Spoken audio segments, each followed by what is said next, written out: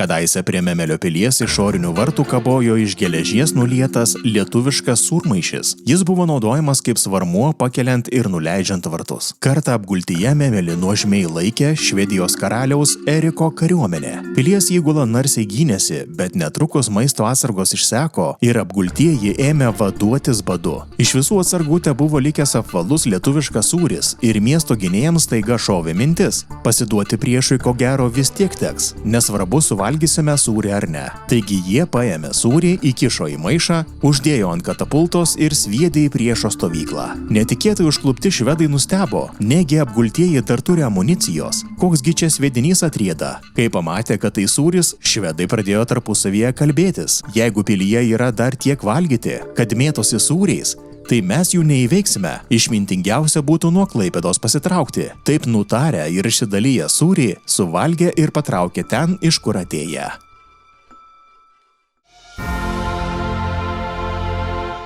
Sveiki, su jumis laida Lietuvos muziejų ir šiandien sveikinuosi iš Klaipėdos, kur lankysiuosi Klaipėdos pilies bei Mažosios Lietuvos istorijos muziejuose.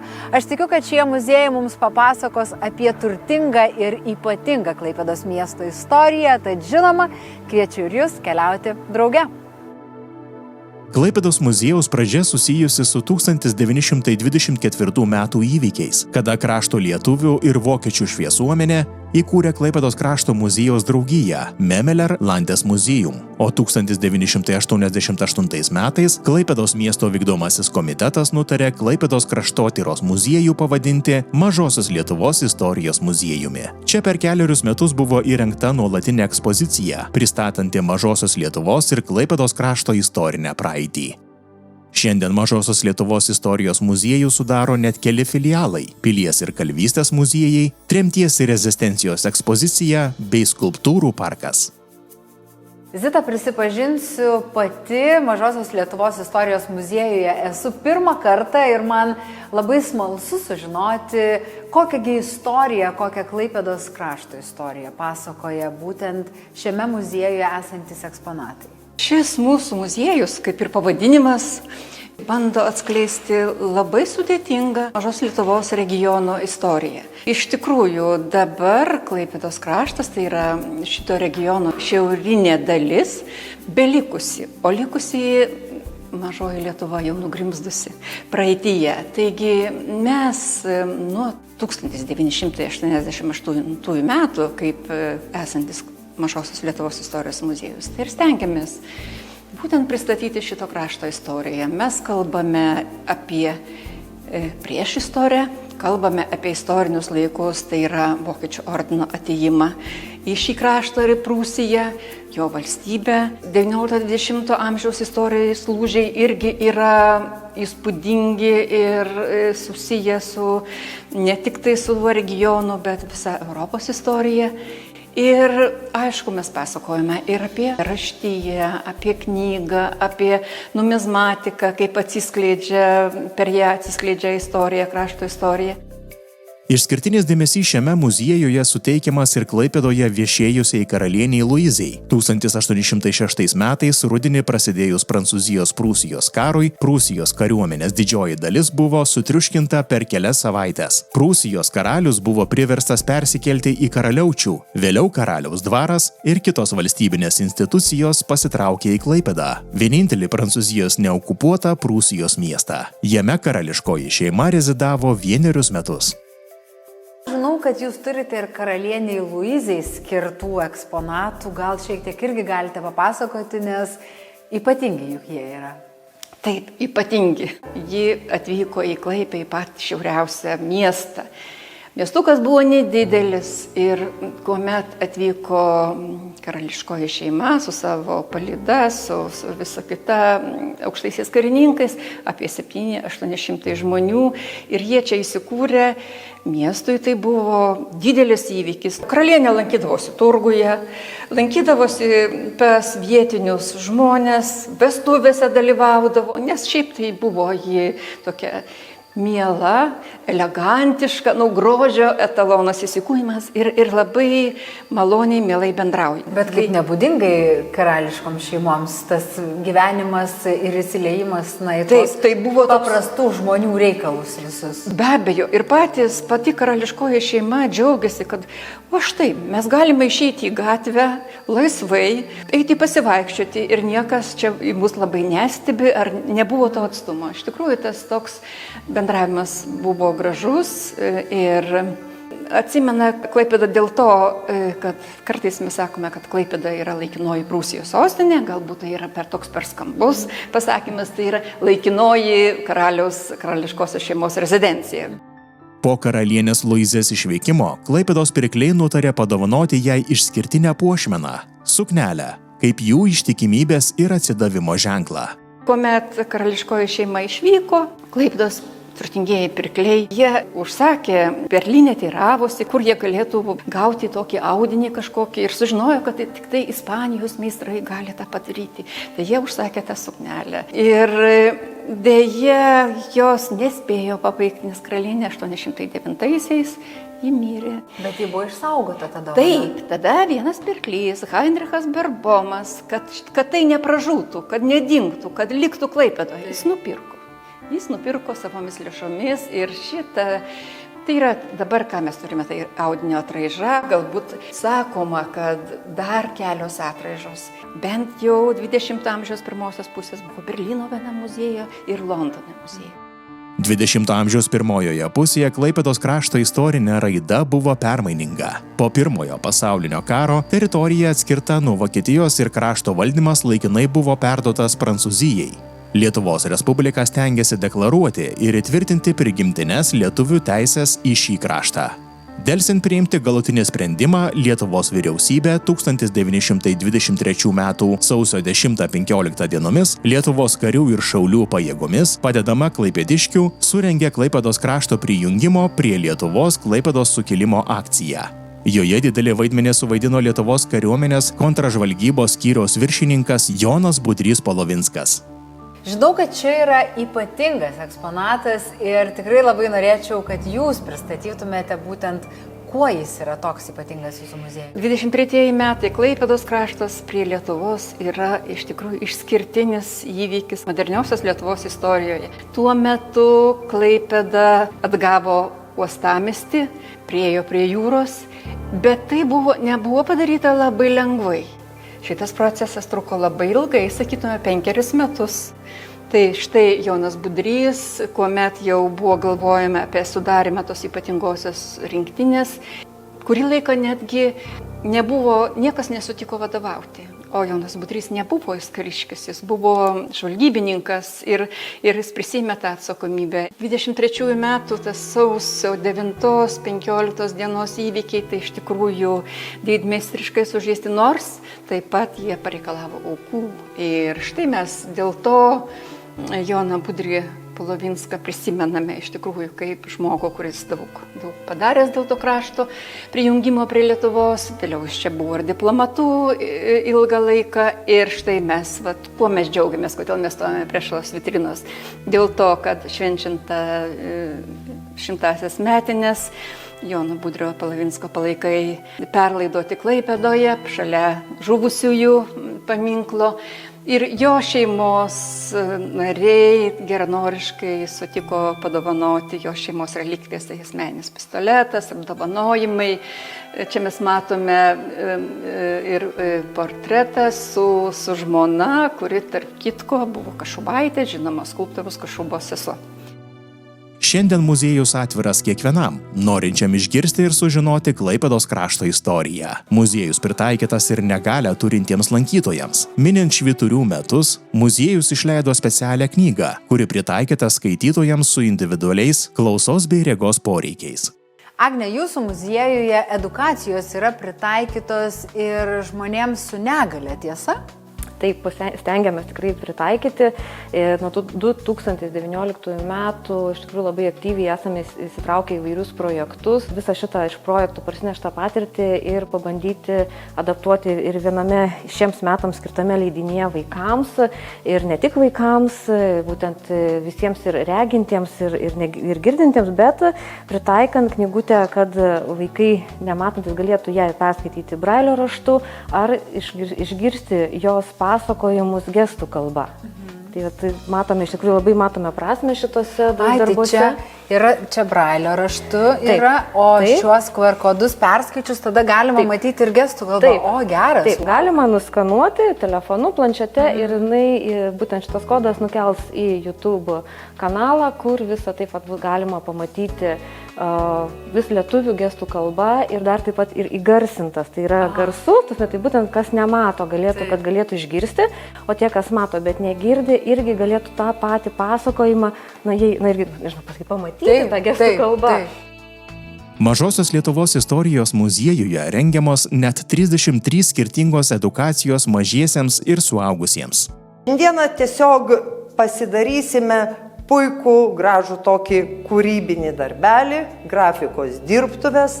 Prieš daugelį metų iš menininkės Renatės Lūšės gavome šias grafikos stakles ir tada gimė idėja, kodėl istorijos nesukryžminus su menais. Iš tikrųjų, tai yra labai puikus būdas vaikams mokytis tos istorijos, nes jie daug imlesni juk yra per kažkokias tokias praktikas susipažinti. Taip, nes tu jam nepapasakosi, ten valandą nepasakosi, o kada jis atlieka, tiesiog gaunasi viskas per tokį žaidimą, per darimą, per kūrybą, istorija išmoksta.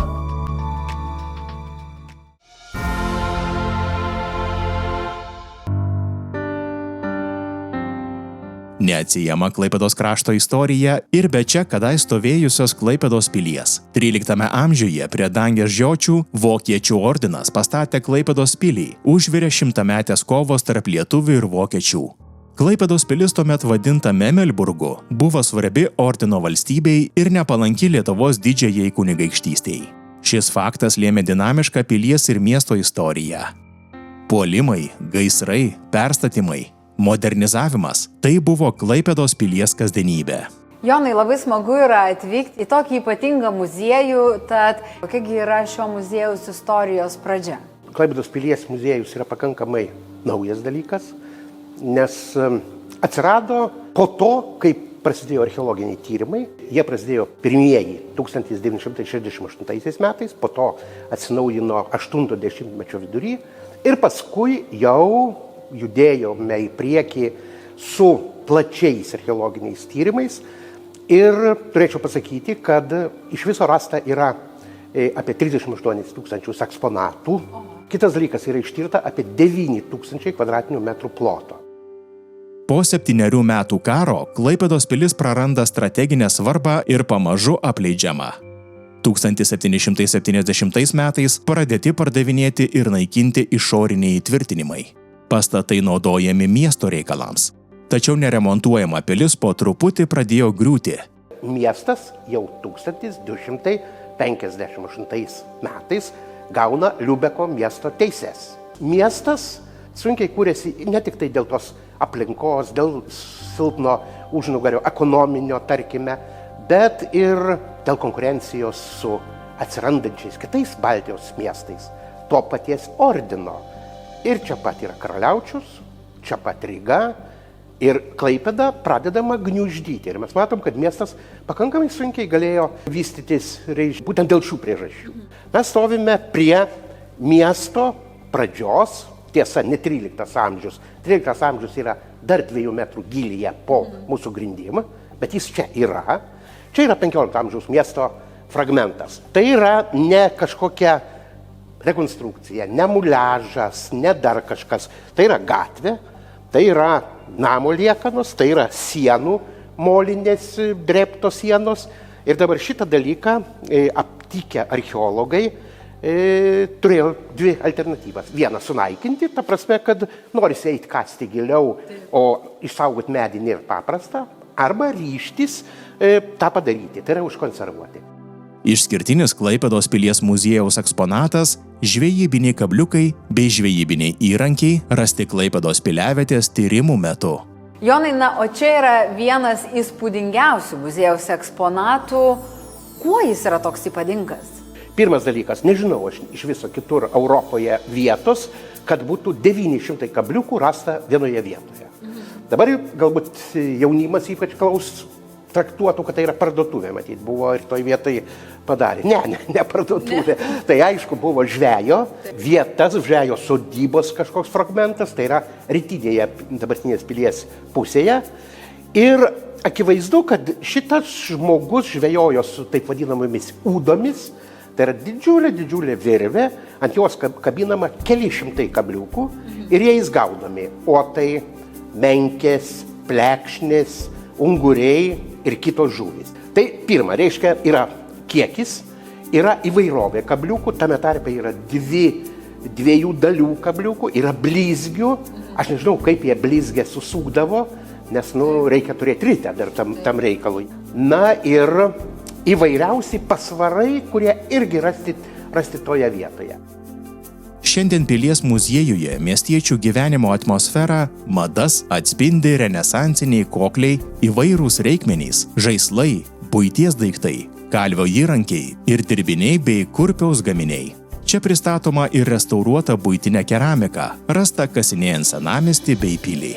Simona, esame dabar dar vienoje muziejaus salėje, kuri atspindi jau kitą Klaipėdos miesto epochą. Gal galite pristatyti, ką mes čia galime pamatyti? Iš tikrųjų viskas yra taip gražu, kad norisi eiti ir apžiūrėti kiekvieną eksponatą čia esantį. Mes dabar persikeliame į 16 amžių. Miestas iki 16 amžiaus buvo prie pat pilies, o nuo 16 amžiaus atkeliavo dabartinė senamiesčio vieta prie upės, padaugėja gyventojų, atsiranda amatų cechai, įkuriama pirklių gildija, pastatomas pirmasis jūrinis laivas, tai iš tikrųjų galima sakyti vyksta toksai proveržis miesto raidoje ir mes turime vieną iš cecho auksakalių ir tarp to gausybės auksinių žiedų, kurie rasti Klaipėdos mieste, vokiečių ar lietuvių bažnyčių kapuose ar senamiestyje, turime tokį ypatingą vieną žiedą, kurio viduje yra išgraviruotas savininkės vardas – Ana Margreta Havdring ir data – 1638. Iš istorinių šaltinių žinome, kad jinai buvo pirklio žmona, na ir dėja jinai jauna miršta po santuokos, šalia jos yra dar vienas žiedas su akute, taip pat jai priklausantis.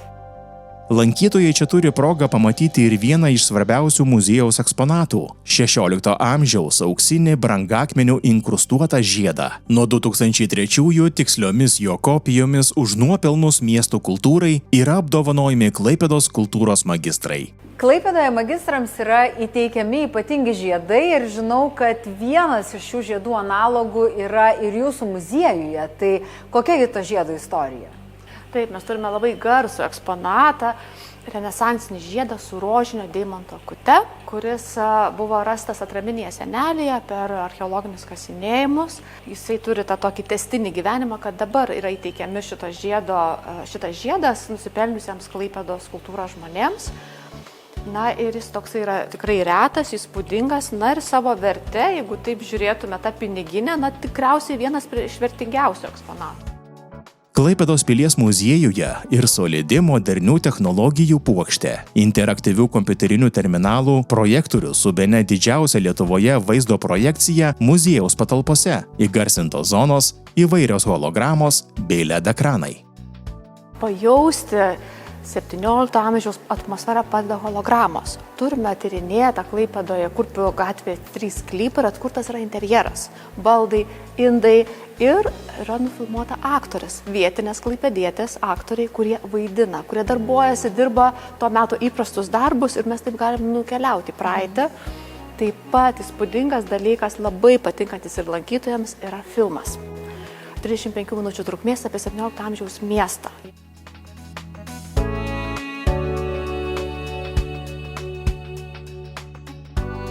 O jeigu reikėtų nupasakoti žmonėms, ką atvykę būtent į šį muziejų jie gali sužinoti, kuo juos galime sudominti, kad žiūrintis dabar galvotų, aš norėčiau nuvykti Klaipėdoje apžiūrėti. Pirmas dalykas, šis muziejus yra, leiskit taip sakyti, vienas moderniausių Lietuvos muziejų.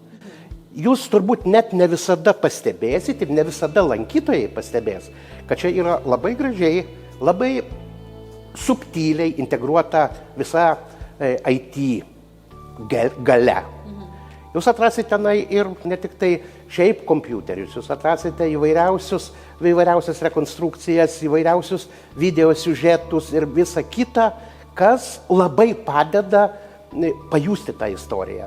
Nes visada yra problema. Daiktas pats, jis gali kalbėti, bet jis reikalauja, kad tai su juo kalbėtų pirmiausiai vis tik tai profesionalas, ar ne? Tai štai šią prasme šitas muziejus yra lengvai suprantamas.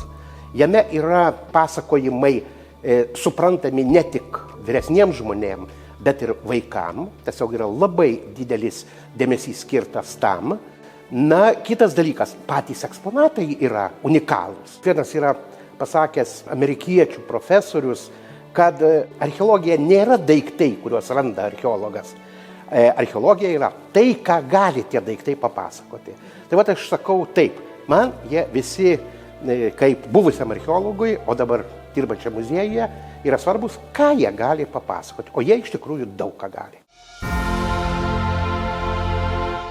Atsisveikinu su jumis iš Klaipėdos, kur aplankiau labai įdomias istorijas pasakojantį Mažosios Lietuvos istorijos muziejų bei ypatingą ir modernų Klaipėdos pilies muziejų. Ir noriu paraginti kiekvieną iš jūsų atvykti į Klaipėdą ne tik pasimėgauti pajūriu, bet ir susipažinti su ypatinga šio krašto istorija. Ačiū, kad keliaujate draugė su manimi. Susitiksime kitą šeštadienį, kuomet keliausime į dar vieną Lietuvos muziejų. Iki.